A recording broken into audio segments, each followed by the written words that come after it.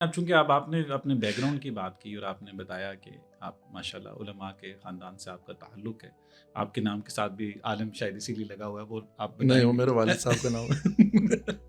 اچھا، یہ انہوں وہ نے میرے کہا کہ ابا کا بائی نام ڈیفالٹ. ہے۔ ہاں، صحیح. اچھا، تو اس میں بتائیے یہ کہ جس بیک گراؤنڈ کا آپ ذکر کر رہے ہیں، اس بیک گراؤنڈ میں ظاہر ہے آپ نے ایک بچپن بھی گزارا، آپ نے کراچی میں ہم ابھی پوڈ کاسٹ سے پہلے بات کر رہے تھے کہ آپ ایک مدرسے سے بھی ایفیلیٹڈ رہے، کہیں وہاں کی صحبتیں اور وہاں کے جو گھر کا جو سخت ماحول ہے، رد عمل میں تو نہیں کہیں آپ سیکولر اور لبرل طبقے کے نمائندہ بن کے سامنے بولیے، آئے؟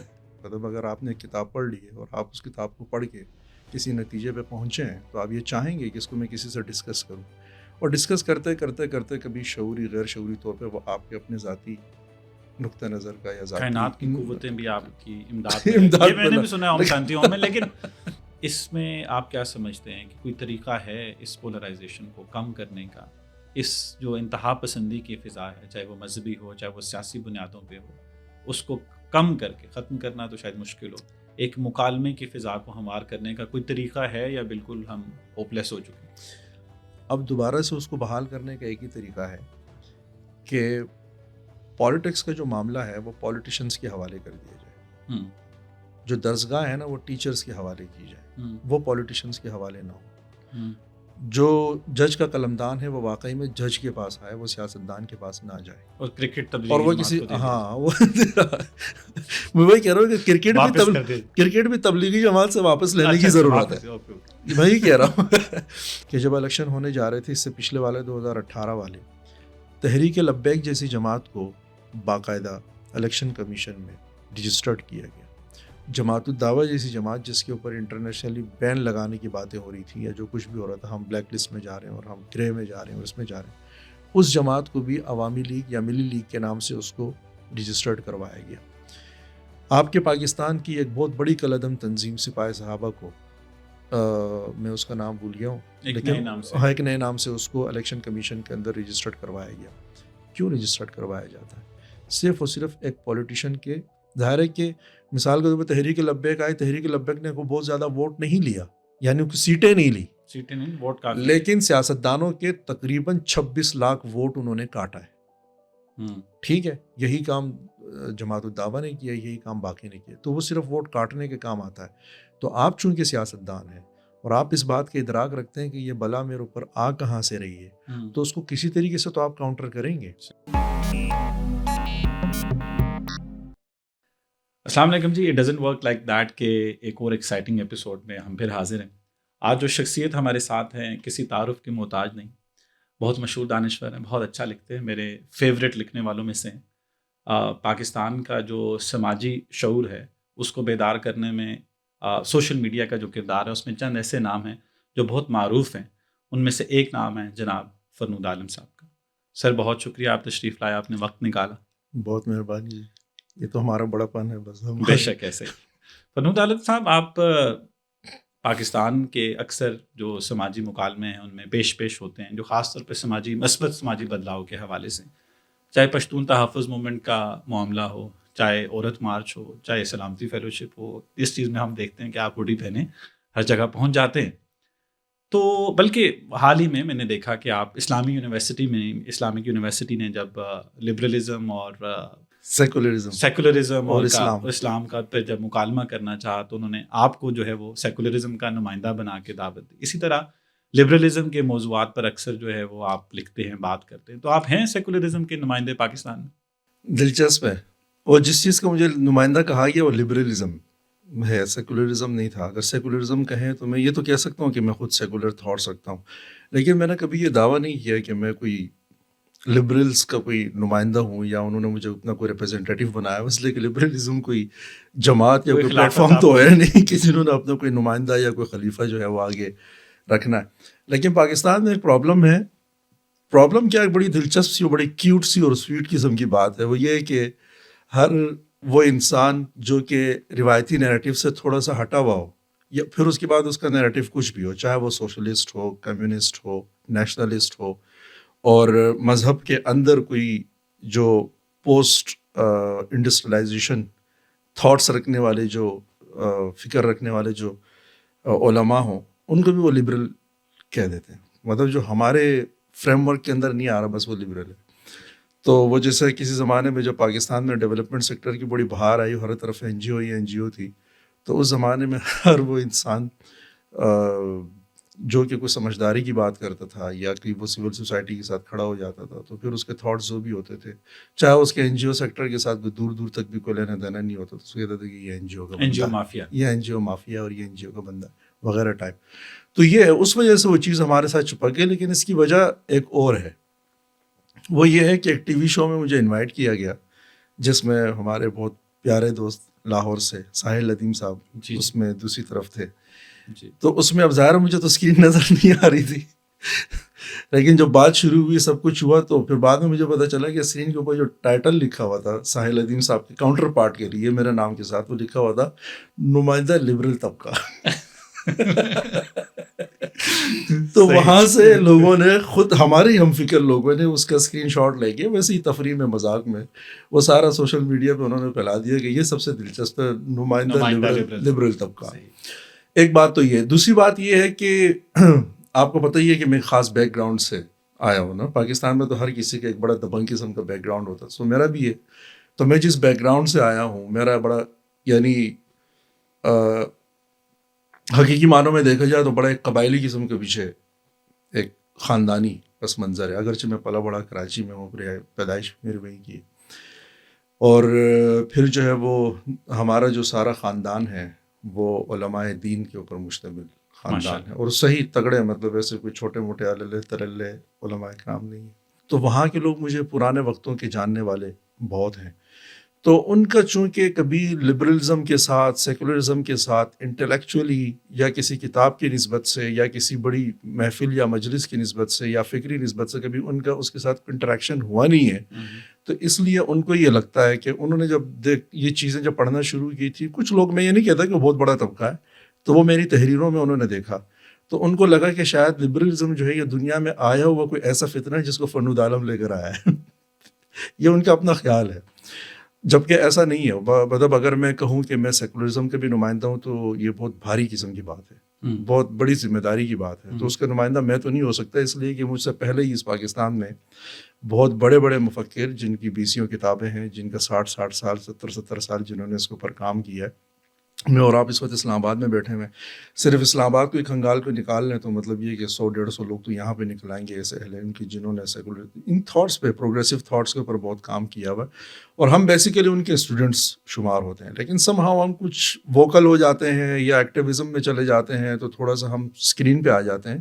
لیکن چونکہ ان کا وہ بڑا کنونشنل اور بڑا ایک فارمیٹ ہے جس کے اوپر ہمارے پرانے لوگ کام کر رہے تھے، تو وہ جو ہماری نئی اسکرین ہے جس کو آپ سوشل میڈیا کی اسکرین کہہ رہے ہیں، تو وہ اس کے اوپر اتنے نمایاں نہیں ہے. محفل میں وہ ہیں، لائک وہ سرکلس کے اندر ہیں، اسٹڈی سرکلس کے اندر ہیں، جہاں ٹیچنگ ہو رہی ہے وہاں پہ وہ ہیں.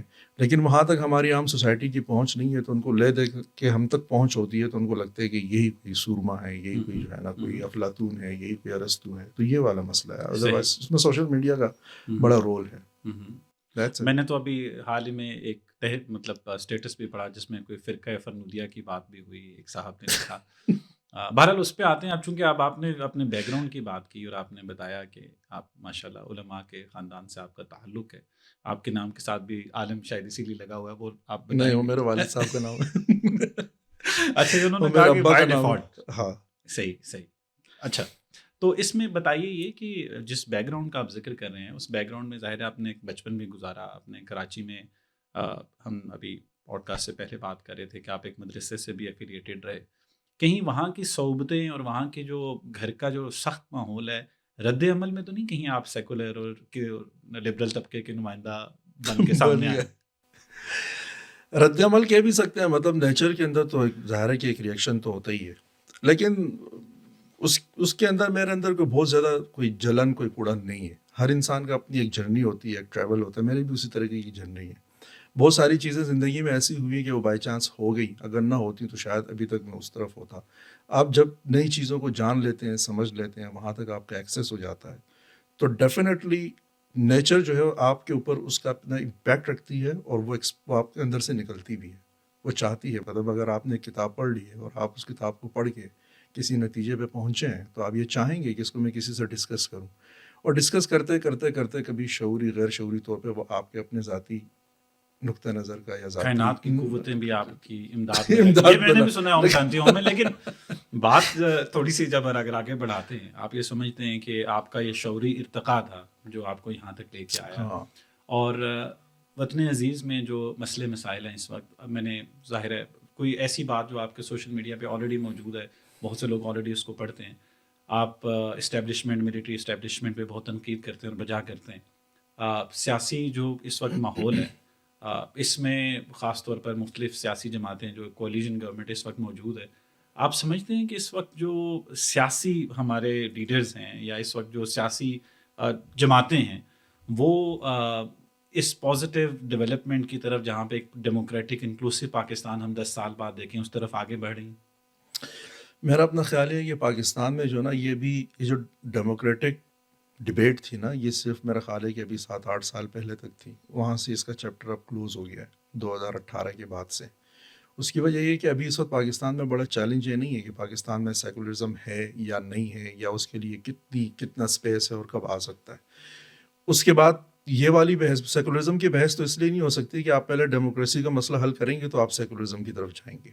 یہاں پہ ڈیموکریٹک جو اپروچ تھی اس کا باقاعدہ پیچھا کیا گیا اور اس کا خاتمہ کیا گیا. اور میں ایسا نہیں کہتا کہ وہ کسی کی نااہلی کی وجہ سے ہوا, اس کے اوپر بڑی انویسٹمنٹ ہوئی, اور 70 سال کی انویسٹمنٹ ہے 1948 سے لے کے آج تک, اور اس کے نتیجے میں آپ کی ڈیموکریسی جو ہے وہ پاکستان میں اس کا جنازہ نکلا. اور میں کھلے دل سے یہ کہوں گا کہ پوسٹ مشرف ایرا میں اس کے ریوائول کے چانسز پیدا ہوئے, اور اس کے لیے کوششیں بھی ہوئیں, اور بڑی زبردست کوششیں ہوئیں. اگر ہم ڈیٹیلز میں چارٹر آف ڈیموکریسی آیا, لوگ سمجھتے ہیں کہ شاید اس کی امپلیمنٹیشن نہیں ہوئی, لیکن میں ان لوگوں میں سے ہوں جن کا بلیو یہ ہے کہ میں انگلی رکھ کے جگہ جگہ بتا سکتا ہوں کہ کہاں کہاں اس کی امپلیمنٹیشن ہوئی, اور اس کا ایک اچھا امپیکٹ جو ہے وہ پولیٹیکل ورکر پہ بھی پڑنا شروع ہوا, ہماری مارکیٹ پہ بھی پڑنا شروع ہوا, ہماری ہر چیز پہ پڑنا شروع ہوا.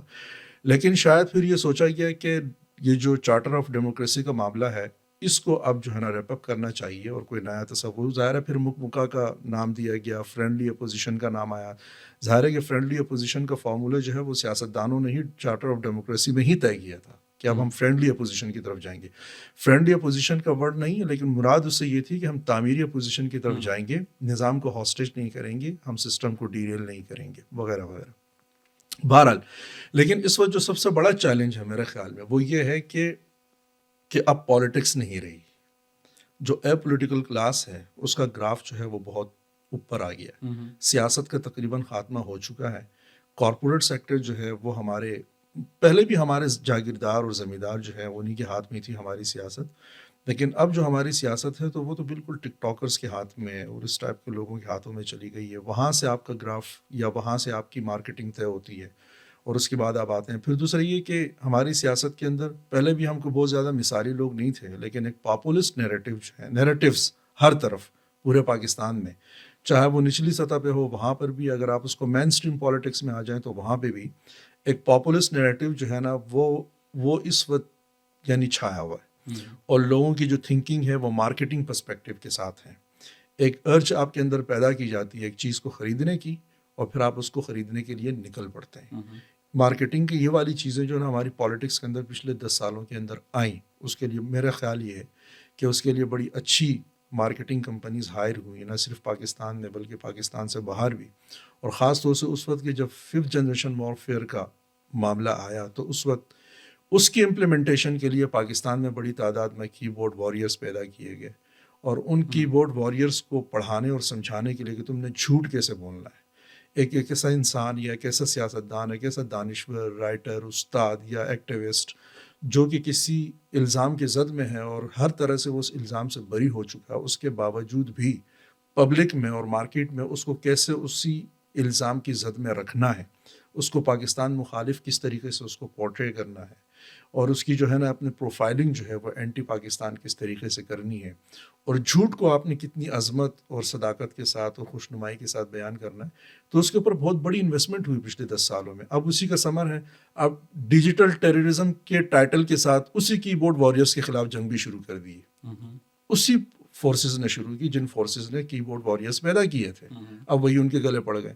اب گلے اس لیے پڑ گئے کہ وہ سارا تو الگوریدم نے آپ کو پہچان لیا ہے، اب اس کی وہ اپنے آپ کو اس نے ریکگنائز کر لیا ہے، چیزیں جو ہے وہ اپنے انجن کے اندر بالکل چل رہی ہیں، اور اس کو تھوڑی دیر کے لیے بھی سانس لینا جو ہے لینے نہیں دیا ان کی بورڈ واریئرز نے ابھی تک. تو بس وہ الگوریدم انہی کی سپورٹ میں جا رہا ہے، اور سوشل میڈیا ہی، ٹک ٹاک کا پلیٹ فارم ہی طے کر رہا ہے کہ پنڈ دادن خان میں کس نے جیتنا ہے، کس نے ہارنا ہے.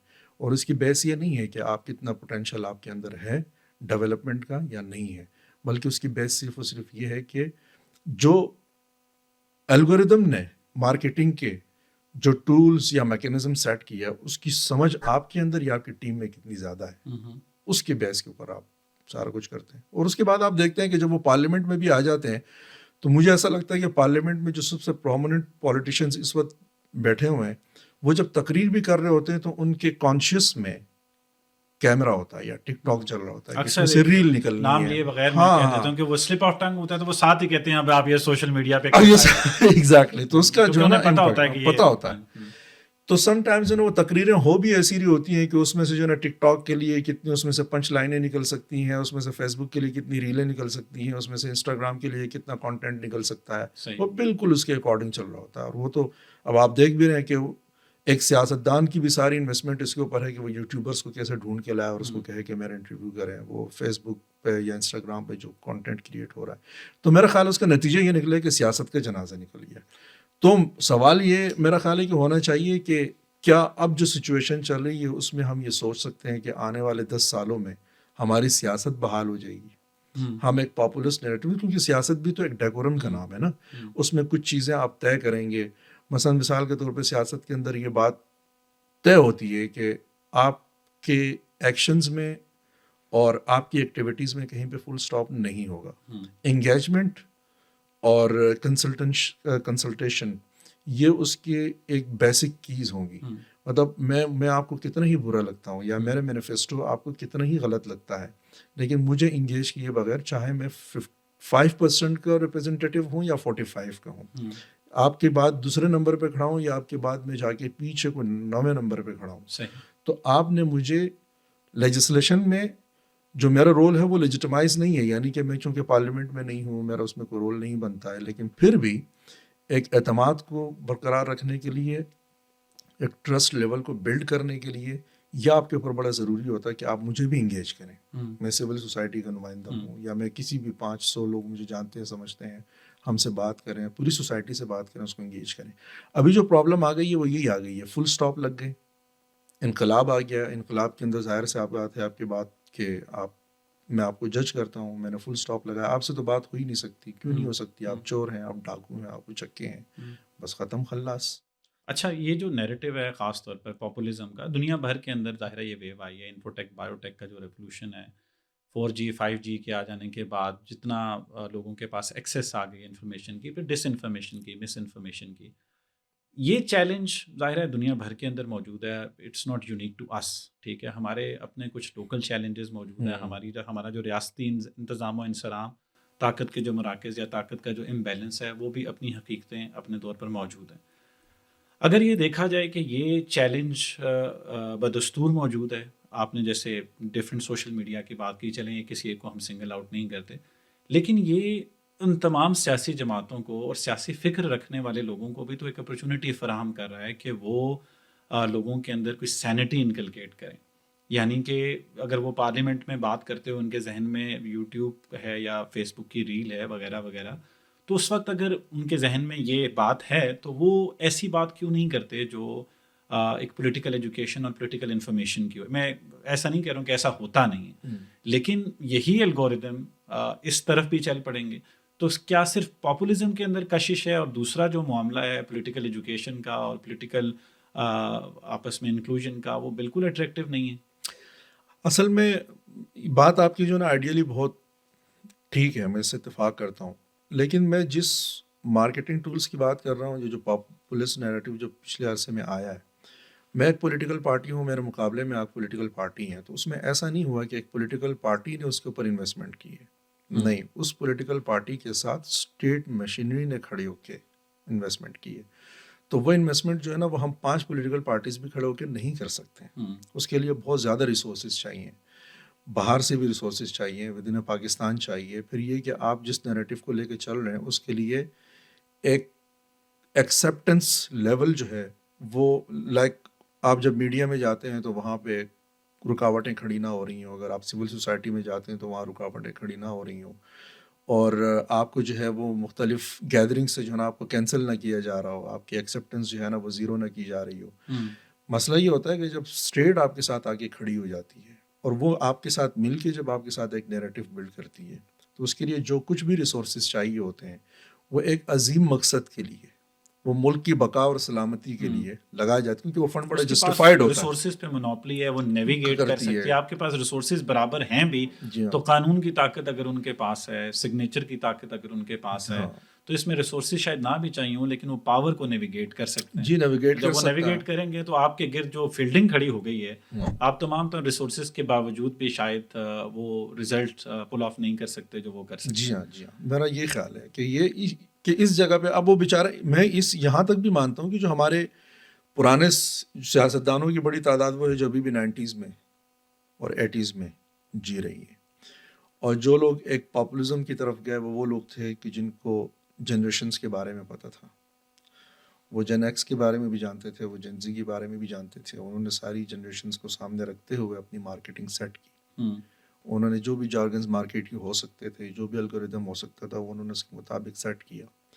لیکن جو کنونشنل پولیٹیکل میکینزم کے ساتھ چلنے والے لوگ تھے وہ اس کی مخالفت کرتے, اور ان کو لگتا رہا کہ فیس بک جو ہے یہ مذاق ہے, سوشل میڈیا ایک مذاق ہے, وہ کوئی اپنی بات کو کنوے کرنے کے لیے, کمیونیکیٹ کرنے کے لیے کوئی ٹول ہو ہی نہیں سکتا. یہ تو بالکل, اور اس میں ہمارے میڈیا نے بھی بڑا رول پلے کیا, کیونکہ ظاہر سی بات ہے کہ ایک پیرلل مارکیٹ کھڑی ہو رہی تھی, ڈیجیٹل پلیٹ فارمز کھڑے ہو رہے تھے. ڈیجیٹل پلیٹ فارمز کھڑے ہونے کا مطلب یہ ہے کہ آپ کا مین اسٹریم میڈیا جو ہے وہ شرنک ہوگا, جیسے کہ ساری دنیا میں ہوا اور وہ پاکستان میں چیلنج رہا. تو پرانا رائٹر جو کہ اخبار میں لکھ رہا ہے اور لاکھوں روپے تنخواہ لے رہا ہے صرف 4 کالم منتھلی لکھنے کے, تو اس کے لیے اب وہ یہ دیکھ رہا ہے کہ میں ادھر لاکھوں روپے لے رہا ہوں اور میں ایک آرٹیکل لکھ رہا ہوں, وہ پبلک میں اتنا ڈسکس نہیں ہو رہا جتنا انسٹاگرام پہ ایک شخص نے صرف 1.5 منٹ کی ایک ریل بنائی ہے اور اس میں کچھ منٹ کی اس نے بات کی ہے, اور وہ زیادہ ڈسکس ہو رہا ہے. جس محفل میں جاتا ہوں وہاں اس کی ڈسکشن ہے, لوگ اس کا حوالہ بھی دے رہے ہیں, سب کچھ کر رہے ہیں, اور اس کی کوئی اتنی بڑی کوئی سیلری کوئی اماؤنٹ کچھ بھی نہیں ہے. تو اس کے پاس اس کے علاوہ کوئی حل تھا ہی نہیں, کوئی یہ کہ انسٹاگرام مذاق ہے, ٹک ٹاک مذاق ہے, فیس بک ایک مذاق ہے. اگرچہ ہاں پورا 10 سال 15 سال لگانے کے بعد وہ آہستہ آہستہ اپنے بستر اٹھا کے آنا بھی شروع ہو گئے اس طرف. ٹھیک ہے, ہم نے اپنی آنکھوں سے دیکھا کہ میں جو سب سے بڑے لیڈنگ اردو اخبار تھے پاکستان کے, وہاں پہ چھپنے کے باوجود بھی اپنے کالم نگار ایسے پلیٹ فارمز کے پاس اپنے کالمز بھیجتے رہے جن پلیٹ فارم سے میں خود وابستہ ہوں, کہ وہاں اس کی کور کمیٹی میں ہم شامل ہیں, تو وہاں آتے تھے کہ یار اس کو وہاں لگا دیں. بھائی آپ اتنے بڑے لیڈنگ اخبار میں چھپ رہے ہیں, تو آپ کو یہاں پہ ایک چھوٹے سے پلیٹ فارم کی ضرورت کیوں پڑ رہی ہے؟ جس کا مطلب یہ ہے کہ ہاں وہ یہ کام بھی کر رہا ہے, لیکن شام کو اگر آپ محفل میں بیٹھے اور ان سے سوشل میڈیا کے حوالے سے بات کریں تو وہ سوشل میڈیا وہ کہتے ہیں کہ مذاق ہے. ٹھیک ہے, تو یہ کانٹرڈکشن ہے. اب یہ کانٹرڈکشن ابھی تک پولیٹیشنز میں بھی موجود ہے, یہ رائٹر میں بھی موجود ہے, اور یہ جو ہمارے مصنفین ہیں ان کے اندر بھی موجود ہے. ہمارے جو ابھی آپ نے پچھلے عرصے میں دیکھا ہوگا تقریباً پچھلے 2-3 سالوں میں, بلکہ پچھلے چند سالوں کے اندر پاکستان میں جو اشاعتی ادارے تھے, جو پبلشنگ ہاؤسز تھے, وہ رفتہ رفتہ بند ہونا شروع ہو گیا. کراچی میں بہت بڑا پبلشنگ ہاؤس بند ہوا, اسلام آباد یہ لاہور میں بند ہوئے.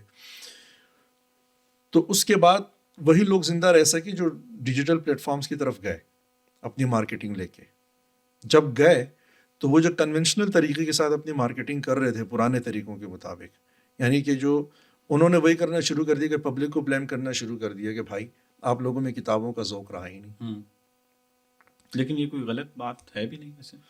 ہاں, لیکن میں نے یہ دیکھا ہے کہ کتابیں لوگوں نے, اب یہ اگر اس ڈیبیٹ میں جائیں گے تو لمبی ہو جائے گی. کتابیں پاکستان میں چھپ بھی بہت رہی ہیں, اس کے پڑھنے والے بھی بہت ہیں. لیکن جو لوگ سوشل میڈیا کو سمجھتے تھے, جو پبلشنگ ہاؤس, وہ وہاں پہ آئے, وہاں پہ اپنی دکان لگائی اور انہوں نے کتاب بیچ کے دکھائی. اب جب بیچ کے دکھائی تو وہ جو کنونشنل طریقہ کار کے مطابق اپنے کام کر رہی ہے, ان دونوں کے بیچ کانفلکٹ آ گیا. صحیح. تو یہ بھی واپس تھوڑا سا موضوع کو لپیٹتے ہیں, اس طرف آتے ہیں کہ یہ ٹھیک ہے کہ ماڈرن ٹولز جو ہیں شاید رفتہ رفتہ ہمارا شاید یہ پوسٹ کولونیل تھاٹ بھی ہے کہ جب بھی کوئی جدت آمیز چیز آتی ہے تو اس کو شروع میں یہی کہا جاتا ہے کہ یہ کسی کام کی نہیں ہے، اور آہستہ ہاں آہستہ اس کو اڈیپٹ بھی کر لیا جاتا بگاڑ ہے۔ رہی ہے. آ، پاکستان میں اس وقت جو پولرائزیشن ہے، چاہے وہ پولیٹیکل پولرائزیشن ہے، ریلیجس پولرائزیشن ہے، ہر کوئی مختلف ایک انتہا پہ کھڑا ہے۔ اس میں آپ کیا سمجھتے ہیں کہ کوئی طریقہ ہے اس پولرائزیشن کو کم کرنے کا، اس جو انتہا پسندی کی فضا ہے، چاہے وہ مذہبی ہو چاہے وہ سیاسی بنیادوں پہ ہو، اس کو کم کر کے ختم کرنا تو شاید مشکل ہو، ایک مکالمے کی فضا کو ہموار کرنے کا کوئی طریقہ ہے یا بالکل ہم ہوپلیس ہو چکے ہیں؟ اس کا طریقہ ہے، میں نے جیسے آپ سے کہا نا کہ جنرل مشرف کے جانے کے بعد پولیٹیشنز نے فیصلہ کیا کہ ہم اپنے آپ کو سدھاریں گے. وہ سدھارنے کا کافی حد تک انہوں نے اس میں پریکٹیکلی اپنا رول بھی پلے کیا، لیکن وہ سارا کا سارا نظام جو ہے وہ پھر سے چوپٹ ہو گیا. اب دوبارہ سے اس کو بحال کرنے کا ایک ہی طریقہ ہے کہ پالیٹکس کا جو معاملہ ہے وہ پولیٹیشنز کے حوالے کر دیا جائے. ہم، جو درسگاہ ہے نا وہ ٹیچرز کے حوالے کی جائے، ہم، وہ پولیٹیشنز کے حوالے نہ ہو. ہم، جو جج کا قلمدان ہے وہ واقعی میں جج کے پاس آئے، وہ سیاستدان کے پاس نہ جائے. اور کرکٹ اور تبلیغی وہ جماعت کسی کو دے دیا ہاں وہ میں وہی کہہ رہا ہوں کہ واپس کر دے. کرکٹ بھی تبلیغی جماعت سے واپس لینے کی اچھا ضرورت ہے. واپس، اوکے اوکے. وہی کہہ رہا ہوں. مثلاً آپ سپریم کورٹ میں جائیں گے، سپریم کورٹ کی صبح آپ ٹکرز اٹھا کے دیکھیں، آپ سروے کروا لیں کہ یار آپ فلاں جج کو جانتے ہیں، آپ نام لے لیں کسی بھی کرنٹ جج کے، اس کو آپ جانتے ہیں. اگر 10 لوگوں میں سے 10 کے 10 کہہ دیں کہ نہیں جانتے، آپ اس کی وجہ معلوم کریں کیوں نہیں جانتے. وہ اس لیے نہیں جانتے ہوں گے کہ وہ ریمارکس نہیں دیتا، اوکے. ٹھیک ہے، وہ صرف ججمنٹس دیتا ہے، وہ صرف لکھتا ہے، اس کے صرف فیصلے بول رہے ہیں. تو چونکہ اس کے فیصلے بول رہے ہیں تو وہ نہ میڈیا میں نظر آ رہا ہے، وہ نہ مارکیٹ میں بک رہا ہے. صحیح. جن 2 ججز کو پبلک جانتی ہے اور 10 میں سے 8 آپ کو کہیں کہ ہم اس جج کو جانتے ہیں، اس سے آپ صرف پوچھ لیں کہ آپ اس کو کس کوالیفیکیشن پہ جانتے ہیں. اس کی پہچان کے تعارف کا جو نا ایک ہی حوالہ ہوگا کہ صبح جیسے ہی میڈیا سامنے آتا ہے اس کے اوپر لکھا ہوا آتا ہے جج صاحب فلاں پہ برہم ہو گئے. یہ برہم ہونے سے ہمارا اپنا بڑا کتھارسس ہوتا ہے. ایس ایچ او کو ڈانٹ جس میں دیا، وہ کہتے ہیں کہ آئی جی صاحب ہم آپ کو بلا نہ لیں، ہاں بلانا ایسا جملہ آتا ہے. ایگزیکٹلی کیوں نہ ہم آپ کو بلا لیں، ایگزیکٹلی، جس میں وزیر اعظم کی جو ہے توہین ہو جائے، جس میں کسی پبلک آفس میں بیٹھے ہوئے شخص کی توہین ہو جائے، جس میں کسی دانشور کی توہین ہو جائے. جس ہمارے ایک جج صاحب ہوتے تھے، وہ حسین نقی صاحب کو بلانے کے لیے انہوں نے کہا کہ کون ہے یہ حسین نقی، یہ سمجھتے کیا اپنے آپ کو. تو پورے اخبار کے اندر صرف یہ ایک ہی جملہ تھا. ٹھیک ہے، ابھی بھی آپ کسی سے پوچھ لیں کہ بھائی نقی صاحب کو بلایا کیوں گیا تھا، وہ کیس کیا تھا. عطاء اللہ قاسمی صاحب ہیں، عطاء اللہ قاسمی صاحب آئے، ان کو اس لیے نہیں بلایا گیا کہ انہوں نے کوئی پی ٹی وی میں کوئی غبن کی اور ان کے جو ہے نا کوئی پیسے زیادہ اور کم ہو گئے. نہیں، ان کو صرف اور صرف تذلیل اور تحقیر کے لیے بلایا گیا. وہ آئے، اگر وہ واقعی میں کوئی مسئلہ تھا کرپشن کا، آج بھی آپ سروے کروا کے کسی سے پوچھ لیں کہ عطاء اللہ قاسمی کا مسئلہ کیا تھا، کیس کیا تھا، نہیں. وہ جملہ ہر کسی کو یاد ہوگا جو ان کی تحقیر کے لیے بڑی حقارت کے ساتھ ایک جج نے کہا. خیر، واپس بات کی طرف آتے ہیں. جج جو ہے وہ اپنے کام کی طرف جائیں، اساتذہ جو ہیں وہ مہربانی کریں کہ وہ اسٹوڈنٹس کی تربیت کرنا چھوڑیں، صرف ان کو پڑھانا شروع کریں. ٹھیک ہے، اور جو سیاستدان ہیں وہ سیاست کی طرف آئیں. اور جو ہماری جو اسٹیٹ اشرافیہ ہے، یا ہم اپنی ملٹری کلاس کی بات کر لیں گے، جو محکمہ دفاع ہے، وہ پالیٹکس کو چھوڑ دیں، اس کے اوپر رحم کریں اور وہ اپنے دائرے کے اندر چلے جائیں. اس دائرے سے میری مراد وہ دائرہ ہے جو کانسٹیٹیوشن نے طے کر دیا ہے، اس میں چلے جائیں. معیشت کو کیسے سنبھالنا ہے، پڑوسی ممالک کے ساتھ تعلقات کیسے ٹھیک کرنے ہیں، ہم نے صوبوں کے مسائل کو کیسے حل کرنا ہے، وسائل کی تقسیم کا فارمولہ کیا بنانا ہے، اور جو کچھ ابھی تک ہو چکے ہیں قوانین بن چکے ہیں اس کی امپلیمنٹیشن کیسے کرنی، یہ پارلیمنٹ کے اوپر چھوڑ دیں. وہ اچھا کرتے ہیں یا برا کرتے ہیں، ان کے معاملات کو فوری طور پہ جو ہے نا عدالتیں لگا کے، کبھی میڈیا میں عدالت لگا کے اور کبھی جو ہے نا اس کو سیدھا عدالت میں کھینچ کے لے گئے. بھائی میٹرو بس بن گئی، الیکشن کروا لیں، پبلک سے فیصلہ کروا لیں کہ یہ کام پچھلی گورنمنٹ نے ٹھیک کیا غلط کیا. اگر پبلک کہہ رہی ہے ٹھیک کیا ہے تو آپ بڑے دل کے ساتھ اس کو قبول کریں اور آگے چلیں. ٹھیک ہے، لیکن اب ہم جس جگہ پہ پہنچ چکے ہیں وہاں پہ محض پولیٹیشنز کے بیٹھنے سے یہ مسئلہ اس لیے حل نہیں ہو رہا کہ مسلم لیگ یہ کہہ رہی ہے کہ جو بات چیت ہے، مثلا آپ کہتے ہیں کہ ہم ایک نیشنل ڈیبیٹ کروا لیتے ہیں، ایک ڈائلاگ کروا لیتے ہیں، انسٹیٹیوشنل ڈائلاگ کروا لیتے ہیں. ٹھیک ہے، کروائیں گے. مسلم لیگ کہے گی کہ اس بات کو شروع ہونا چاہیے 2018 سے. ٹھیک ہے، عمران خان صاحب کہیں گے، وہ کہیں گے 2013 سے شروع کریں گے، عمران خان صاحب کہیں گے نہیں 2024 سے شروع کریں، یا اس دن سے شروع کریں جس دن پارلیمنٹ میں میرے خلاف عدم اعتماد کی تحریک آئی تھی. پیپلز پارٹی کے پاس جائیں گے تو پیپلز پارٹی کہے گی جس دن بھٹو صاحب کو پھانسی دی تھی اس دن سے شروع کریں. اگر اس دن سے نہیں شروع کرنا ہے تو ایٹ لیسٹ پھر 91 میں تب سے شروع کریں جب بینظیر بھٹو کی گورنمنٹ ختم ہوئی تھی. ٹھیک ہے. اگر آپ عوامی نیشنل پارٹی کی طرف جائیں گے تو وہ کہیں گے 48 سے شروع کریں. صحیح. ٹھیک ہے. اور میرا اپنا خیال بھی یہ ہے کہ سیاستدانوں کو بیٹھنا ہوگا، ایک انسٹیٹیوشنل ڈائلاگ کی بڑی ضرورت ہے جس کا مشورہ رضا ربانی صاحب نے اس وقت دیا تھا جب وہ چیئرمین تھے سینٹ کے، شاہد خاقان عباسی صاحب نے بھی دیا جس وقت وہ وزیر اعظم تھے، اور کافی سیاستدانوں نے اس سے اتفاق کیا کہ ایک انسٹیٹیوشنل ڈائلاگ ہو جائے، بھلے وہ بند کمرے میں ہو جائے لیکن کچھ اصول ہم آپس میں طے کر لیں، وہ طے کرنے کے بعد ہم باہر نکلیں اور اس کے اوپر ہم آگے اپنا کام شروع کریں. سو اب میثاق جمہوریت سے ہمیں آگے جانا ہے. میرا چارٹر آف ڈیموکریسی 2 کی بات ہو رہی ہے، لیکن چارٹر آف ڈیموکریسی تو ایک ایسی چیز تھی جس میں 2 سیاستدانوں کے بیچ بیسیکلی بات ہوئی ہے، پھر اس میں باقی سیاستدانوں کو شامل کیا گیا ہے. لیکن اب جس چیز کی طرف جائیں گے وہ محض چارٹر آف ڈیموکریسی سے یہ مسئلہ حل نہیں ہوگا.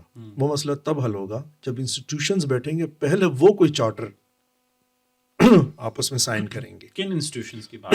اس میں سب سے پہلے تو ہمارا محکمہ دفاع ہے.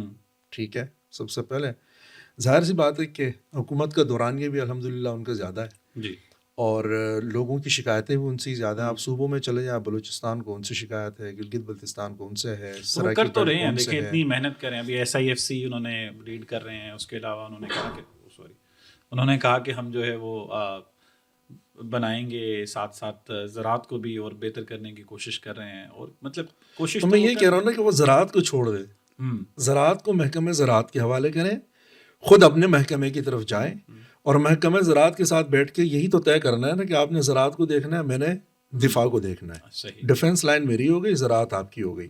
اگر زراعت کا کام بھی آپ نہیں کرنا ہے، معیشت بھی آپ نے ٹھیک کرنی ہے. جنرل ایوب خان آئے، انہوں نے کہا کہ آپ کیوں تشریف لے آئے؟ جی میں معیشت ٹھیک کرنے آیا ہوں. یحییٰ آئے تو آپ کیوں آئے؟ میں معیشت بگڑ گئی اس کو ٹھیک کرنے آؤں. جنرل ضیاء بھی معیشت ٹھیک کرنے آیا تھا، جنرل مشرف بھی معیشت ہی ٹھیک کرنے آیا تھا. پھر جنرل باجوہ صاحب بھی معیشت ہی ٹھیک کرنے لگے. ایک صاحب کو مصر سے بلایا، دوسرے صاحب کو امریکہ سے بلایا، ایک کو وزیر خزانہ، دوسرے کو وہ ہمارے اسٹیٹ بینک کا گورنر بنا دیا. ٹھیک ہے. اس کے بعد اب موجودہ جو آرمی چیف ہیں ان کے جو ترجمان ہیں وہ جب بھی آتے ہیں آن کیمرہ وہ ہمیشہ معیشت کے اوپر بات کرتے ہیں. معیشت کے اوپر اتنا بات ہمارا وزیر خزانہ نہیں کر رہا ہے جتنا کہ DG ISBR کر رہے ہیں. وہ جب بھی آئیں گے وہ کہیں گے کہ ہم معیشت کو آگے کی طرف لے جانے کے لیے پالیسیز بنا رہے ہیں. یہ ان کا کام ہی نہیں ہے. ٹھیک ہے. تو بصد بہت احترام کے ساتھ میں یہ بات عرض کر رہا ہوں کہ جب پولیٹیشنز یہ سمجھیں گے مثال کے طور پہ کہ اگر میں یہ سمجھتا ہوں کہ پبلک میں آپ کی سے ہے اور اگر اس علاقے کے اندر 100 ووٹ ہیں، 100 ووٹ میں سے 60 ووٹ جو ہیں وہ واقعی آپ کے ہیں، تو جب مجھے اپنی شکست نظر آ رہی ہے تو میرے پاس ایک ہوپ رہ جاتی ہے، وہ یہ کہ میں بندوقچی کے ساتھ ہاتھ ملاؤں، وہ آئے کسی طریقے سے یہ جو 10-15 ووٹ ہیں یہ مینیپولیٹ کریں، اس کو انجینئر کریں. اگر میری یہ والی ہوپ ختم ہو جاتی ہے تو یہ مقابلہ خالصتاً میرے اور آپ کے بیچ رہ جاتا ہے. تو ہمارے بیچ یہ جو لوٹا کریسی ہے، ہمارے بیچ جو پھر یہ جو فلور کراسنگ والے معاملے ہیں اور ہمارے بیچ جو یہ ہارس ٹریڈنگ والے معاملات ہیں یہ ختم ہو جائے گا. انڈیا کے پولیٹیشنز میں ہمیشہ سے کہتا ہوں کہ پاکستان کے پولیٹیشنز آپ ان کی ہسٹری اٹھا کے دیکھ لیں 47 سے جتنی سین وائسز پاکستان میں رہی ہیں، میرا خیال ہے کہ ہمارے پڑوسی ملک انڈیا میں بھی اتنی بڑی وائسز کم ہی رہی ہوں گی. بڑے بڑے نام ہیں وہاں کی سیاست میں، لیکن وہاں خوش قسمتی کیا ہے پبلک کے لیے بھی اور خود سیاستدانوں کے لیے بھی کہ ہر سیاستدان کو یہ پتہ ہے کہ میری جو ہوپ ہے وہ صرف اور صرف پبلک کے ساتھ ہے، اور میں نے BJP، کانگریس، تو فلاں ڈمکا، عام آدمی پارٹی، تو اس پہ پارٹی، تو جنتا پارٹی، ان پارٹیوں میں سے کسی ایک پارٹی کا انتخاب کرنا ہے اور مجھے پبلک کے پاس ہی جانا ہے. تو دائیں بائیں سے چونکہ اس کے پاس کوئی ہوپ نہیں ہے تو اس لیے وہاں پہ کوئی فارورڈ بلاک پیدا نہیں ہو رہا، اسی لیے وہاں پہ پارٹی کے اندر نئی پارٹیاں جنم نہیں لے رہی، اور اگر کوئی پارٹی جنم لے بھی رہی ہے تو وہ بہت کلیئر کٹ ایک پولیٹیکل مینیفیسٹو کے ساتھ لے رہی ہے. اس میں آپ کو معاشی ایجنڈا نظر آئے گا، اس میں آپ کو IT نظر آئے گا، اس میں آپ کو ہر مارکیٹ، ہر سیکٹر نظر آئے گا. تو وہاں پہ نہ شیخ رشید پیدا ہو رہا ہے، نہ فواد چودھری صاحب پیدا ہو رہے ہیں، نہ اس طرح کے کوئی اور ایلیمنٹس پیدا ہو رہے ہیں. ہمارے پاکستان میں بدقسمتی یہ ہے کہ بس اگر میں ویک پوزیشن پہ کھڑا ہوں تو پھر میں وہاں جاتا ہوں جہاں پہ اسٹیٹ کی سب سے پاورفل پوزیشن موجود ہے، اس سے ہاتھ ملاتا ہوں. تو جب اس کے ساتھ میں آتا ہوں تو ظاہر ہے کہ آپ کا ایجنڈا جو ہے وہ پولیٹیکل ہے، میرا ایجنڈا نان پولیٹیکل ہے. اس لیے کہ آپ پبلک میں جو 60% ووٹ کے ساتھ گئے ہیں، آپ نے بھوک کی بات کی ہے، پیاس کی بات کی ہے، معیشت کی ہے، روزگار کی ہے، صحت کی ہے، تعلیم کی. یہ پولیٹیکل باتیں ہیں. اور میرے پاس اب ایک ہی راستہ رہی ہے کہ میں اسٹیٹ کا نیریٹو اٹھاؤں جس میں قائد اعظم کو ڈالوں، تھوڑا سا علامہ اقبال ڈالوں، تھوڑا ریاست مدینہ ڈالوں، پھر اس کے اندر جو ہے میں 2 قومی نظریہ ڈالوں، پھر اس کے اندر جو ہے نا میں اس میں بہت ساری اس طریقے کی چیزیں شامل کروں کہ جس کا ہماری زندگی کے ساتھ، موجودہ زندگی کے ساتھ کوئی تعلق نہ ہو، اس کو بیچنا شروع کر دوں. انڈیا کی مخالفت، افغانستان کی مخالفت، ایران کی مخالفت، یہود و نصارہ، اسرائیل تے فلاں ڈمکا، یہ چیزیں بیچنا شروع کر دوں. نان پولیٹیکل ایجنڈا، ٹھیک ہے. اور اس نان پولیٹیکل ایجنڈے پہ، ایک پاپولر ایجنڈے پہ میں آپ کے مقابلے میں آ جاتا ہوں، راتوں رات میرے ووٹ جو ہوتے ہیں وہ 70% پہ چلے جاتے ہیں اور آپ 30 پہ آ جاتے ہیں 60 سے. اب آپ کے پاس یہ راستہ 2 ہی بچ جاتے ہیں کہ آپ بھی پھر وہاں جائیں جہاں میں گیا تھا، نمبر 1، اور نمبر 2 آپ بھی وہی نیریٹیوز اختیار کیے ہیں جس نیریٹیو کے ساتھ میں آیا ہوں، اس لیے کہ بک تو وہی رہا ہے. ٹھیک ہے، تو پھر آپ بھی کمپرومائز کر رہے ہیں. جب آپ نے کمپرومائز کر لیا تو میں نے بھی ایک نان پولیٹیکل مینیفیسٹو بنایا، آپ نے بھی ایک نان پولیٹیکل مینیفیسٹو بنایا، جس کا نتیجہ نکلا کہ معاملات پولرائزیشن کی طرف چلی گئی ہے. اس لیے کہ معیشت ہمارا مسئلہ نہیں ہے. اور دوسرا یہ کہ اگر میں ایک پولیٹیکل فگر ہوں تو مجھے ویسے ہی پتہ ہوتا ہے کہ میرے پورٹ فولیو کے اندر وزارت خزانہ ویسے بھی شامل نہیں ہے. جیسے بینظیر بھٹو جب 88 میں آ رہی تھی تو ان سے کہا گیا کہ وہ 9 رتن کے مقابلے میں جب وہ الیکشن جیت گئی تو اس کے بعد بڑا احسان کرتے ہوئے 4 اسٹار صاحبان ان کے پاس گئے اور ان سے کہا کہ بس ٹھیک ہے، اب اگر پبلک نے آپ کو ووٹ دے ہی دیا ہے تو ہم آپ کو گورنمنٹ دینے کا ہم نے بھی فیصلہ کر لیا ہے، لیکن 4 چیزوں پر آپ ہاتھ نہیں رکھیں گے، جس میں وزارت خزانہ تھی، اس میں صدارت تھی، اور اس میں وزارت خارجہ بھی تھی، اور چوتھی پتہ نہیں کیا تھی وہ میں بھول گیا ہوں، لیکن یہ چیزیں تھیں. تب سے لے کے آج تک بھی جب ایک شخص ووٹ لے کے جب پارلیمنٹ میں آ رہا ہوتا ہے نا تو اس کی فیلنگز یہ ہوتی ہے کہ وزارت خارجہ تو ویسے بھی میرا سبجیکٹ نہیں ہے، خزانہ ویسے بھی میرا سبجیکٹ نہیں ہے، یہ انہوں نے ٹھیک کرنا ہے جن کا کام نہیں ہے. ٹھیک ہے، تو اس فیلنگس کے ساتھ اگر کوئی پارلیمنٹ میں آئے گا تو نتیجے میں ایک پولرائزیشن ہی آ سکتی ہے اور ایک پاپولسٹ نیریٹو ہی جگہ لے سکتا ہے. سب سے زیادہ جو ذمہ داری ہے آف کورس جس کے پاس سب سے زیادہ اس وقت جو پاور شیئرنگ ہے اس کی ہے. پھر اس کے بعد دوسرے نمبر پہ اگر ہم کہیں تو وہ شاید سیاسی جماعتوں کی ہے، کیونکہ at the end of the day اگر یہ جب ہم کہتے ہیں اسٹیبلشمنٹ کی بات کرتے ہیں تو اس میں سول ملٹری اسٹیبلشمنٹ، سول اشرافیہ سارے لوگ شامل ہیں. شاید پاور پھر بھی ان کے پاس ڈیسیجن میکنگ ان کے پاس ہوتی ہے، لیکن جب سیاستدان کمپرومائز کرتے ہیں، ہم نے دیکھا کہ جو لیفٹ کی جماعتیں ہیں، اگر اس وقت پاکستان کی مین اسٹریم پالیٹکس کی بات کی جائے تو پیپلز پارٹی کسی زمانے میں بات کرتی تھی ڈیموکریسی کی، انکلوژن کی، جب بھی کوئی ایسی چیزیں ہوتی تھیں. اس وقت کا جو نیریٹو ہے اس میں پیپلز پارٹی بھی ہمیں لگتا ہے کہ اسی طرف کھڑی ہے کہ اچھا چلیں یہ نہیں کرتے تو ہم تیار ہیں. تو ہمیں کوئی مین اسٹریم پولیٹیکل پارٹی اس hardcore constitutional framework کے ساتھ کھڑی ہوئی دکھائی نہیں دیتی ہے. ایز اے پولیٹیکل اسٹوڈنٹ میں بات کروں تو میں جب دیکھتا ہوں کہ اچھا یار میں کس کو ووٹ دوں، یا میں کس کی پولیٹیکل وزڈم کو ابھی جو ہے وہ ایڈہیئر کروں یا جس کے ساتھ میں بات کروں، تو مجھے تو مین اسٹریم پولیٹیکل پارٹی ساری کی ساری اسی ایجنڈے پہ لگتی ہے یا لگتی ہیں کہ جناب اچھا یہ نہیں تو ہم تیار ہیں. تو اس ماحول میں کیا کسی اور پولیٹیکل پارٹی یا کسی اور نئی ایمرجنس کی طرف جائیں، سول سوسائٹی کوئی نیا کولیجن بنائے، جو وائسز جن کے پاس پلیٹ فارمز نہیں ہیں وہ کچھ ایسا کیا کریں؟ دیکھیے پاکستان میں اگر نیو ایمرجنس ہوگی نا تو وہ بھی ایسی ہوگی کہ جیسے پیپلز پارٹی ایک پارٹی تھی، اس کے مقابلے میں دوسری پارٹی چاہیے تھی تو مسلم لیگ کھڑی کر دی گئی. تحریک استقلال جو ہے وہ کنورٹ ہو گئی مسلم لیگ میں. اب مسلم لیگ کو مارنا ہے اس لیے کہ مسلم لیگ 99 تک پہنچتے ایک پراپر ایک پولیٹیکل پارٹی بن گئی جس نے اپنا ایک باقاعدہ سیاسی نیریٹو بنا لیا. ٹھیک ہے، اب جب آپ سیاسی نیریٹو بنا لیتے ہیں تو اس کا مطلب یہ ہوتا ہے کہ آپ ملٹری کیمپ سے باہر جا رہے ہیں. ٹھیک ہے، آپ جو اسٹیٹ کا بنایا ہوا ایک کیمپ ہے اس سے نکل رہے ہیں. جب اس سے نکلتے ہیں تو اس کے بعد آپ کے اسکول جو ہے وہ ٹائٹ کیے جاتے ہیں. اچھا اب مسلم لیگ نکل گئی کیمپ سے، اب ایک اور پارٹی چاہیے. تو پاکستان کے اندر ایک تھرڈ پارٹی یعنی تیسری قوت کی ضرورت کے اوپر آپ نے دیکھا کہ بے شمار کالم لکھے گئے اور پروگرام ہونا شروع ہو گئے. پھر کیا تجربہ کیا گیا؟ تحریک انصاف. کیا تحریک انصاف پاکستان کی سیاست کے اندر ایک نیا خوبصورت اضافہ تھا؟ نہیں، وہ کنٹینیویشن تھی اس نواز شریف کی جو نواز شریف 90s میں رہ چکا تھا پیچھے. اس نواز شریف کو عمران خان کی صورت میں دوبارہ زندہ کیا گیا. ٹھیک ہے. اچھا, اب عمران خان جب وزیر اعظم بن گئے تو وہ اسی ایکسپیرینس سے گزرے جس ایکسپیرینس سے 2 مرتبہ نواز شریف گزر گئے اور پھر اس کو موجودہ نواز شریف بنایا حالات نے. اب وہ اس جگہ پہ عمران خان آ گئے. اب جب عمران خان آ گئے تو اب ایک نئی پارٹی کی ضرورت پڑ گئی ہے. اب وہ جو پارٹی جو نئی پیدا ہونا ہوگی وہ پارٹی نہیں ہوگی جو اس والی عمران خان کی کنٹینیویشن ہو سکتی ہے جو موجودہ ہے. نہیں, وہ پارٹی ہوگی جو اس عمران خان کو دوبارہ زندہ کرے جو جنرل باجوہ والے وقت میں تھے, جو ظہیر الاسلام والے وقت میں تھے, جو 2011 کے جلسے کے بعد پیدا ہوئے تھے. وہ والا عمران خان واپس چاہیے.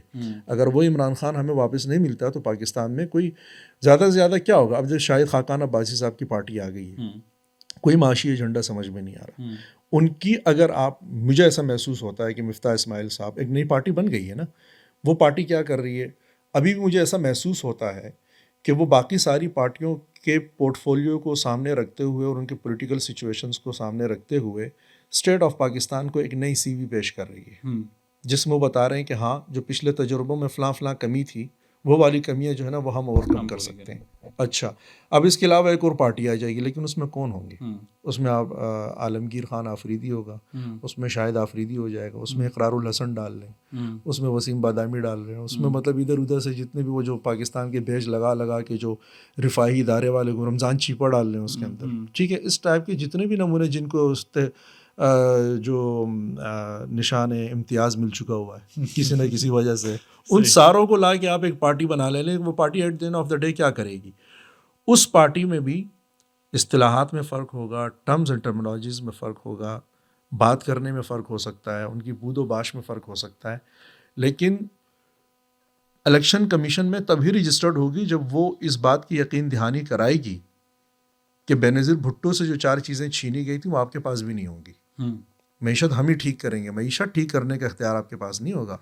باقی اس کے علاوہ آپ قومی ترانے پہ کھڑے ہوتے رہیں, ہاتھ کھڑے کرتے رہیں, فیتے کاٹتے رہیں, جو پروجیکٹس آپ کو دے دیے جاتے ہیں اس میں سے جو کٹ شٹ لگا کے اپنا کام کرنا ہے وہ کریں, وہ نہیں کریں. تو سیاستدان جو آج کا ہے, میں پیپلز پارٹی کو, مسلم لیگ کو, یہ جو باقی ہماری سیاسی پارٹیاں ہیں اس کو اتنا زیادہ بلیم اس لیے نہیں کر رہا ہوں یا کر نہیں سکتا کہ میں یہ بددیانتی نہیں کر سکتا کہ میں نے ان کو کوشش کرتا ہوا دیکھا نہیں ہے. میں نے ان کی قربانیاں دیکھی نہیں ہیں.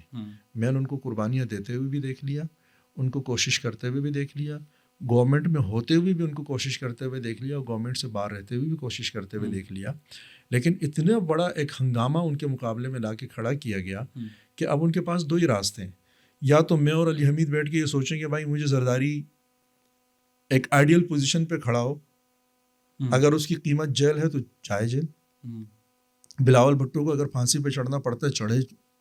میں اب ایسا نہیں سوچتا. ٹھیک ہے, نہیں, یہ سارے سیاستدانوں کو زندہ رہنا چاہیے. عمران خان صاحب کو بھی باہر آنا چاہیے, اور عمران خان صاحب کو بھی باہر آ کے پبلک سے رجوع کرنے سے, پبلک سے رجوع کرنا چاہیے. پبلک تو ان کے پاس ہے ہی, لیکن پبلک سے رجوع کرنے سے مراد یہ ہے کہ اسٹیٹ اشرافیہ کو اپنی پاور بنانے کے بجائے آپ سیاسی جماعتوں کی طرف آئیں. اسی طریقے سے جیسے نواز شریف سبق سیکھنے کے بعد واپس پیپلز پارٹی کی طرف گئے اور ہر صوبے کی سیاسی جماعت کے ساتھ انہوں نے واپس ہاتھ ملایا اور وہاں سے انہوں نے ایک سفر کا آغاز کیا. یہ اگر سلسلہ ہوگا, ادروائز کون سیاستدان ہے جو یہ کہے کہ نہیں میں نے ایک آئیڈیل پوزیشن لینی ہے تاکہ جو پاپولسٹ نیریٹو ہے وہ حکومت میں آ جائے اور اس کے بعد ہمارا احتساب شروع ہو جائے. یعنی آپ نواز شریف کا احتساب کر رہے ہیں, بینظیر کا احتساب کر رہے ہیں, بلاول کا کر رہے ہیں. میرا اپنا ماننا یہ کہ سیاستدانوں کا احتساب ہو چکا ہے. اب جن کا احتساب رہتا ہے باقی وہ دیکھ لیں کس کا رہتا ہے. جس کا رہتا ہے یا تو ان کا احتساب کر لیں, اور اگر احتساب نہیں کر سکتا تو پھر بات کر لیں. درست بات. یعنی گویا پاور وہی بات ہے کہ جس کے پاس سب سے زیادہ ہے, شاید ذمہ داری بھی اس کی سب سے زیادہ ہے. Towards the end of this podcast میں چاہوں گا کہ جو خاص طور پر, چونکہ آپ اکثر جب لکھتے ہیں اور آج بھی آپ نے کل شاید ایک پوسٹ خاص طور پر ایک مذہبی شخصیت کی شیئر کی, اور جو انتہا پسندی یا جو پولرائزیشن یا فرقہ وارانہ معاملات ہیں, جو ریلیجس پولیٹکس ہے پاکستان میں, اور یہ جو ریلیجس پولیٹکس کا پتہ ہے جو تمام سیاسی جماعتیں استعمال کرتی ہیں. ٹھیک ہے, ہم یہ سمجھتے ہیں, آج میں اور آپ بھی اس پوڈ کاسٹ میں بیٹھ کے گفتگو کر رہے ہیں کہ جی دیکھیں جو طاقتور حلقے ہیں وہ اس طرح کے قاعدے کلیے جو ہے وہ استعمال کرتے ہیں، اس طرح کی چیزیں کرتے ہیں، اس طرح بگاڑ پیدا کرتے ہیں. لیکن جب ان قاعدے کلیوں کو ڈیولپ کیا جا رہا ہوتا ہے اور مارکیٹ میں لانچ کیا جا رہا ہوتا ہے تو تمام جو اسٹیک ہولڈرز ہیں، پولیٹیکل اسٹیک ہولڈرز بھی اس سے فائدہ اٹھا رہے ہوتے ہیں اور ان کو اپنے ساتھ شامل بھی کر لیتے ہیں. ان کا ووٹ بینک کہیں نہ کہیں اس حوالے سے اس کو بھی دیکھ لیتے ہیں. تو کیا یہ ایسا ہو سکتا ہے کہ جو چارٹر آف ڈیموکریسی 2 بنے اس میں یہ بات بھی کی جائے کہ مذہبی بنیادوں پر ہم جو تقسیم ہے سماج کے اندر، کوئی بھی جب اس کو ہوا دے گا تو اس کو ہم اپنے اندر شامل نہیں کریں گے، یا یہ بہت ہی فار فیشڈ بات ہے اور ایسا نہیں ہوگا؟ میرا خیال ہے کہ اگر خواہش میری پوچھیں گے تو ایسا ہونا چاہیے. مذہب جو ہے وہ سیاست کی بنیاد ہے بھی نہیں، کیونکہ مذہب جو ہے، عقیدہ جو ہے وہ غیر سیاسی بات ہے. جیسا اکثر ہم عرض کر رہے ہوتے ہیں کہ عقیدہ جو ہے وہ ویسے بھی ایک دلیل سے بالا تر ہوتا ہے، اور عقیدے کا حسن بھی یہی بتایا جاتا ہے کہ وہ دلیل سے کی میزان سے باہر کی چیز ہے جو کہ انسان کو سمجھ میں نہیں آتا. تو ٹھیک ہے، اگر انسان کو سمجھ میں نہیں آتا تو پھر ہم عقیدے کو، سیاست تو بڑی دور کی بات ہے، میں تو ہمیشہ یہ کہتا ہوں کہ عقیدے کو ہم مکالمے کا حصہ بھی نہیں بنا سکتے کیونکہ وہ دلیل.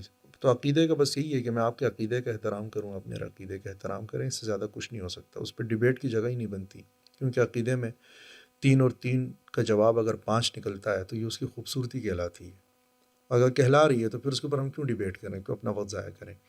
ہاں، اگر ہم سائنٹیفک بنیادوں پہ بات کرتے ہیں اور سیاست ایک سائنس ہے، اس کے اوپر بیٹھ کے اگر بات کرتے ہیں تو ظاہر ہے پھر 3 کو 3 ملانے کے بعد اس کا جواب جو ہے وہ 6 ہی نکالنا پڑے گا. اگر وہ 5 نکلتا ہے یا 4 نکلتا ہے تو پھر ہمیں بیٹھ کے اس کے اوپر بات کرنی، اس معاملے کو فکس کرنا ہوگا کہ ایسا کیوں ہو رہا ہے.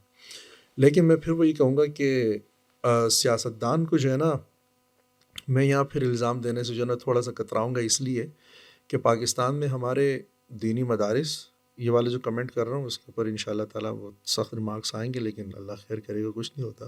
ہمارے دینی مدارس ہوں، تبلیغی جماعتیں ہوں، تمام مکاتب فکر کی، اور ان کی سیاسی جماعتیں، وہ سارے کے سارے پاکستان میں کسی سیاسی جماعت کے مفادات کو تحفظ نہیں دے رہی ہیں. وہ ہمارے پاکستان کی جو خارجہ پالیسی ہے، ریاستی اشرافیہ کی اور داخلہ پالیسی ہے، وہ اس کے پروموٹرز ہیں. ٹھیک ہے، آپ کے اسی اسلام آباد میں کتنی زمینیں تبلیغی جماعت کو دی جا چکی ہیں، پختونخوا میں کتنی سرکاری زمینیں ان کے پاس آ چکی ہیں، بن رہی ہیں. وائی؟ اس لیے نہیں کہ وہ نیچے جا کے کوئی امن کی یا پیس کی بات کر رہے ہیں. جب ہم پیس کی سائنس کے اوپر جاتے ہیں تو وہ سائنس تو ہمیں تبلیغی جماعت میں نظر نہیں آتی، کیونکہ پیس کے فلسفے کو آپ سے زیادہ، پیس وداؤٹ بارڈرز والوں سے زیادہ کون جانتا ہوگا. لیکن کہنے کا مقصد یہ ہے کہ امن کا جو فلسفہ ہے وہ محض باتیں تو نہیں ہیں، اس کے پیچھے پورا سٹرکچر ہے، پوری جو ہے وہ سائیکی ہے، وہ سارا سلسلہ ہے. تو وہاں پہ جو ہے نا وہ تشدد کے ایلیمنٹ کو مزید پروموٹ کرنے کی ایک بات ہوتی ہے، پیس کے گڑ میں رکھ کے یا پیس کے کیریئر میں رکھ کے. تو اس کو پروموٹ کیوں کیا جاتا ہے؟ اس لیے کہ وہ جو سارے نیریٹیوز ہیں وہ سوسائٹی کو اے پولیٹیکل کرنے میں اپنا رول پلے کرتی ہیں، اور ہماری اقوام کے پاس جو مختلف قومیں پاکستان میں رہتی ہیں ان کے پاس جو اپنی خوبصورت ثقافتیں ہیں، ان ثقافتوں پہ بلڈوزر چلانے کا کام کرتی ہیں. تو ہماری جو طاقتور حلقے ہیں ان کے لیے ان کی وہ ثقافتیں بھی ایک پریشانی کا مسئلہ ہے، کیونکہ بہرحال ثقافتوں میں اچھا برا جو کچھ بھی ہوتا ہے، لیکن وہ قوموں کے بیچ میں بہرحال وہ ہارمنی کا ایک پلیٹ فارم ہوتا ہے. ٹھیک ہے، تو وہ اس کو ڈیمالش کرنا چاہتے ہیں. یہ ساری چیزیں اس کو ڈیمالش کرنے میں اپنا کردار ادا کرتی ہیں. پھر ظاہر ہے کہ جو طاقتور حلقے ہیں وہ بذات خود کوئی سیاسی جماعت تو ہیں نہیں، اور انہوں نے سیاست کے میدان میں رہنا ہے، تو انہوں نے انڈائریکٹ انہی کے ذریعے سے اپنی ایگزسٹنس شو کرنی ہوتی ہے. جب شو کرنی ہوتی ہے، اب آپ کا حلقہ ہو اور آپ کے حلقے کے اندر میں ایک جو ہے وہ ایک غیر سیاسی شخصیت کو وہاں پہ متعارف کرا دوں، اور اس سے جو ہے نا وہ تقریباً 1,500 لوگ جڑے ہوئے ہوں، اور آپ الیکشن لڑ رہے ہوں اور ایک سیاستدان ہوں، اور سیاستدان میں سے بھی ایک پریکٹیکل آدمی ہوتا ہے، تو وہ کیوں چاہے گا کہ وہ 1,500 آدمی کے پیچھے جو لگے ہوئے ووٹ ہیں وہ اس کو لوز کرے؟ وہ نہیں لوز کر سکتا. اور دوسرا یہ کہ آپ بذات خود اس شخص کی پیداوار میں آپ کا کوئی کردار نہیں ہے، اس کو وہاں پیدا کیا گیا کسی خاص مقصد کی وجہ سے، لیکن اب آپ جوابی وار کرنا چاہتے ہیں. ہم بہت زیادہ دور نہیں آتے، میں چھوٹی سی مثال ابھی ریسنٹ الیکشن کی دے دیتا ہوں کہ جب الیکشن ہونے جا رہے تھے، اس سے پچھلے والے 2018 والے، تحریک لبیک جیسی جماعت کو باقاعدہ الیکشن کمیشن میں رجسٹرڈ کیا گیا. جماعت الدعوہ جیسی جماعت جس کے اوپر انٹرنیشنلی بین لگانے کی باتیں ہو رہی تھیں یا جو کچھ بھی ہو رہا تھا، ہم بلیک لسٹ میں جا رہے ہیں اور ہم گرے میں جا رہے ہیں اور اس میں جا رہے ہیں، اس جماعت کو بھی عوامی لیگ یا ملی لیگ کے نام سے اس کو رجسٹرڈ کروایا گیا. آپ کے پاکستان کی ایک بہت بڑی کالعدم تنظیم سپاہی صحابہ کو میں اس کا نام بھول گیا ہوں، ایک نئے نام سے ایک نئے نام سے اس کو الیکشن کمیشن کے اندر رجسٹرڈ کروایا گیا. کیوں رجسٹرڈ کروایا جاتا ہے؟ صرف اور صرف ایک پولیٹیشین کے، ظاہر ہے کہ مثال کے طور پہ تحریک لبیک آئی، تحریک لبیک نے کوئی بہت زیادہ ووٹ نہیں لیا، یعنی ان کی سیٹیں نہیں لی، سیٹیں نہیں، ووٹ کافی، لیکن سیاستدانوں کے تقریباً 26 لاکھ ووٹ انہوں نے کاٹا ہے. ٹھیک ہے، یہی کام جماعت الدعوہ نے کیا، یہی کام باقی نے کیا، تو وہ صرف ووٹ کاٹنے کے کام آتا ہے. تو آپ چونکہ سیاستدان ہیں اور آپ اس بات کے ادراک رکھتے ہیں کہ یہ بلا میرے اوپر آ کہاں سے رہی ہے، تو اس کو کسی طریقے سے تو آپ کاؤنٹر کریں گے، آپ اس کو نظر انداز نہیں کر سکتے ہیں. مثال کے طور پہ آپ کو لگتا ہے کہ آپ کی مسجد کے جو مولوی ہے 500 لوگ اس کے ساتھ جڑے ہوئے ہیں، اس مولوی کو اگر میں شیشے میں اتار لوں تو یہ 500 ووٹ میرے ہیں، اور اس مولوی کو یہاں پہ پولیٹیکل فگر. اور بڑا جو خطرناک بات ہوتی ہے نا وہ یہ ہوتی ہے، جو کہ بہت غیر اخلاقی بات بھی ہمارے پاکستان میں، کہ جو مذہبی سیاسی جماعت ہوتی ہے یہ غیر اخلاقی بھی ہے، غیر قانونی بھی ہے، کہ مسجد جو ہے وہ ایک پبلک پراپرٹی ہوتی ہے. ٹھیک ہے، ہسپتال کی طرح، گراؤنڈ کی طرح، باقی چیزوں کی طرح وہ ایک کمیونٹی سینٹر ہوتا ہے جس میں لوگ چندہ دیتے ہیں، لوگ پیسے دیتے ہیں، اور اس میں مختلف جماعتوں سے وابستہ لوگ ہوتے ہیں جو وہاں پہ اس مسجد کو چلا رہے ہوتے ہیں. جب وہ اس مسجد کو چلا رہے ہیں تو اس کا مطلب یہ ہے کہ پھر وہ ایک نمائندہ مسجد ہونی چاہیے پورے علاقے کی اور پوری کمیونٹی کی. لیکن ہوتا کیا ہے کہ مسجد کا مولوی صاحب اگر وہ JUI کے ہیں تو وہ مسجد چل تو سب پوری کمیونٹی کے پیسوں سے رہی ہے، لیکن دفتر وہ JUI کا بنی ہوئی ہے. ٹھیک ہے، اور پبلک جو ہے اس کی گیس کا بل بھی دے رہی ہے، پبلک اس کی بجلی کا بل بھی دے رہے ہیں، اور اس کے جو ممبر ہیں وہاں سے ایک کلیکٹیو کسی بھی معاملے پہ رسپانس آنے کے بجائے، ٹھیک ہے، ایک کمبائنڈ نیریٹو آنے کے بجائے وہاں سے صرف ایک پارٹی کا نیریٹو جا رہا ہوتا ہے. اور ہم اس پر مطمئن ہو چکے ہیں پاکستان میں. اب مسئلہ یہ کہ سیاستدان جو ہے وہ اس بات سے ڈرتا بھی ہے. وہ تو ایک تو مسئلہ یہ ہے کہ اس کے پاس ایک ایسا مائک ہے کہ وہ اپنا نیریٹو قرآن اور حدیث کے بیچ سے بیان کر رہا ہے. اور آپ جب سیاسی نقطہ نظر کے ساتھ اس کے مقابلے میں آتے ہیں تو وہ محض پھر اس کا مقابلہ نہیں ہوتا، وہ پھر مقدس شاعر کا بھی مقابلہ بنا دیا جاتا ہے. تو ظاہر ہے پھر آپ کو بہت احتیاط کے ساتھ کھیلنا ہوتا ہے، بہت طریقے کے ساتھ کھیلنا ہوتا ہے. اس لیے یہاں پر بھی مجھے سیاستدان بیچارے مظلوم نظر آتے ہیں. میں معافی چاہتا ہوں، میں نے بہت مظلوم بنا دیا سیاستدانوں کو، لیکن یہ فیکٹ ہے. لیکن درست بات ہے، میں آپ سے بہت حد تک اتفاق کرتا ہوں کہ at the end of the day جس کے پاس پاور زیادہ ہے اس کی ذمہ داری بھی زیادہ ہے.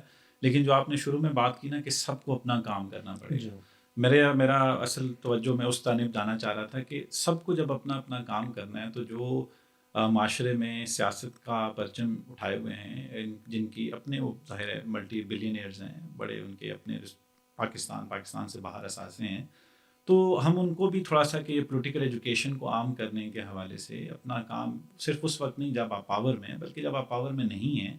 ہمیں یہ نظر آتا ہے کہ ہم کہتے ہیں کہ NGOز مافیا کام کر رہی ہیں، لوگ کام مطلب آپ اور میں بیٹھ کے بات کر رہے ہیں، لیکن مین اسٹریم پولیٹیکل پارٹیز کے اندر جب ہم دیکھتے ہیں تو وہ جو ہمیں آشرواد ایک نظر آنی چاہیے اس پولیٹیکل ایجوکیشن کی، اس پولیٹیکل انفارمیشن کی، اس سینٹی کے مکالمے کی، وہ دکھائی نہیں دیتی ہے. مجھے صرف یہ ایک شکوہ کہہ لیجیے، یا میں اس جانب تھوڑی رہنمائی چاہتا تھا کہ یہ آپ بھی اس طرف انویسٹمنٹ کریں. یہ اہم ہے کہ آپ کی انویسٹمنٹ جو ہے وہ سیاست کے حوالے سے، الیکشنز کے حوالے سے ہو، لیکن اگر آپ پولیٹیکل انفارمڈ ووٹنگ چاہتے ہیں تو وہ پھر آپ کو پورے 5-6 سال یعنی الیکشن سے پہلے بھی تھرو اینڈ تھرو کام کرنا پڑے گا. ایسا نہیں ہو سکتا کہ آپ جب باہر ہیں تو آپ یہ بات کریں، جب آپ پاور میں آ جائیں تو اس قسم کی کوئی بات ہی نہ ہو، اس قسم کا کوئی انیشیٹو سٹارٹ نہ ہو. مسلم لیگ نے بہت سفر کیا، لیکن ابھی جتنے ٹائم سے بھی یہ پاور میں ہیں اس کے بعد سے اگر میں کہوں کہ کوئی ایسا انسٹیٹیوشن قائم ہوا ہے یا انہوں نے کوئی ایسی روایت، کوئی ایسی ریت ڈالی ہے جس میں ینگ لوگوں کو ایک انفارم پولیٹیکل ڈسکورس میں انگیج کیا جا رہا ہے، میرے علم میں تو نہیں. تو یہ وہ چند باتیں ہیں جو شاید بہت لمبی کسی اور ڈیبیٹ میں درکار ہوں. آپ کا بہت شکریہ، آپ تشریف لائے، آپ نے ہمیں آگاہی دی، اور امید ہے کہ سننے والے بھی جو ہے وہ اس سے استفادہ کریں گے. تو جو سوالات جوابات مزید کچھ کامنٹس وغیرہ ہوں گے دیکھنے والوں کے، وہ ہم آپ تک پہنچائیں گے، اور پھر کسی اور نشست میں تفصیل گفتگو ہوگی. فرنود عالم صاحب، تھینک یو سو مچ، بہت مہربانی، شکریہ.